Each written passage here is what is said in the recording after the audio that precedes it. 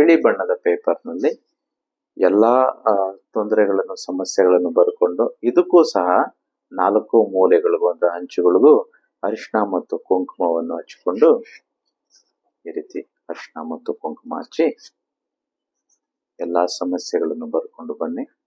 ಯಾವ ವಿಶ್ವತಂತ್ರ ಮಾಡಿದ್ರೆ ಏನ್ ಮಾಡಿದ್ರೆ ಇದಕ್ಕೆ ನಿವಾರಣೆ ಸಿಗುತ್ತೆ ಅಂತಂತೇಳಿ ನಾನು ಕಾರ್ಯಾಗಾರದಲ್ಲಿ ನಿಮ್ಗೆ ತಿಳಿಸ್ಕೊಡ್ತೇನೆ.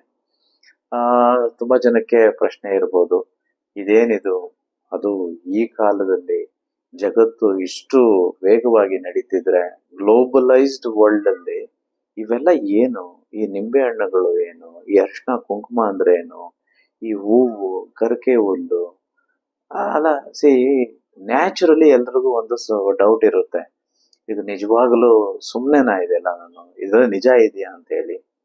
ಕ್ವಾಂಟಮ್ ಸೈನ್ಸ್ಗೆ, ಈ ಕ್ವಾಂಟಮ್ ಫಿಸಿಕ್ಸ್ಗೆ ಇನ್ನು ಎಷ್ಟೋ ಅಂಶಗಳು ಅರ್ಥನೇ ಆಗಲಿಲ್ಲ. ಜಗತ್ತಿನ್ನೂ ನಮ್ಮ ವೇದ ಉಪನಿಷತ್ತುಗಳು ಅಥವಾ ಭಗವದ್ಗೀತೆ ಏನಿದೆಯೋ ಅಥವಾ ನಮ್ಮ ಸನಾತನ ಸಾರಾಂಶವನ್ನು ಸಂಸ್ಕಾರವನ್ನು ಡಿಕೋಡ್ ಮಾಡ್ತಿದ್ದಾರೆ.